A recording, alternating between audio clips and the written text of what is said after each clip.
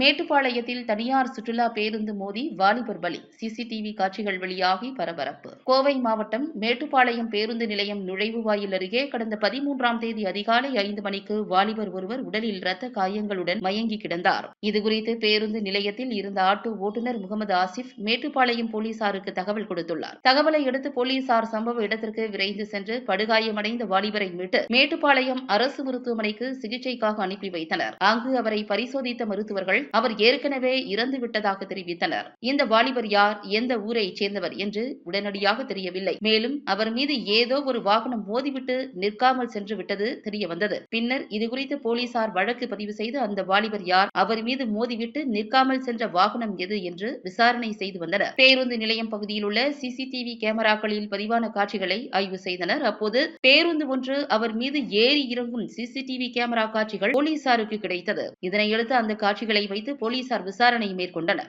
விசாரணையில் அடையாளம் தெரியாத நபர் மீது ஏறி இறங்கிய சுற்றுலா பேருந்து சாம் டிராவல்ஸ் என்பதும், அந்த பேருந்து தினசரி பெங்களூரிலிருந்து ஊட்டிக்கு இயக்கப்பட்டு வந்ததும் தெரியவந்தது. பேருந்தில் அடிபட்டு வாலிபர் கீழே விழுந்ததும் டிரைவர் சிவராஜ் மற்றும் கிளீனர் ஆகியோர் அந்த வாலிபரை ஓரத்தில் படுக்க வைத்துவிட்டு ஊட்டிக்கு புறப்பட்டு சென்றது தெரியவந்தது. இதனையடுத்து பேருந்தின் டிரைவர் மற்றும் கிளீனர் ஆகியோர் ஊட்டியில் சுற்றுலா பேருந்தை நிறுத்திவிட்டு தலைமறைவாகிவிட்டது தெரியவந்தது. ஊட்டியில் நிறுத்தி வைக்கப்பட்டிருந்த பேருந்தை போலீசார் மேட்டுப்பாளையம் காவல் நிலைய வளாகத்திற்கு கொண்டு வந்து நிறுத்தி வைத்துள்ளனர். இதனையடுத்து தலைமறைவாக உள்ள டிரைவர் சிவராஜ் மற்றும் கிளீனரை போலீசார் தேடி வருகின்றனர். பேருந்தில் அடிபட்டு இறந்த வாலிபர் யார் என்று விசாரணை மேற்கொண்டு வருகின்றனர். இந்த நிலையில் இந்த சிசிடிவி வீடியோ காட்சிகள் மே 17ஆம் தேதி தற்போது வெளியாகி பரபரப்பை ஏற்படுத்தியுள்ளது.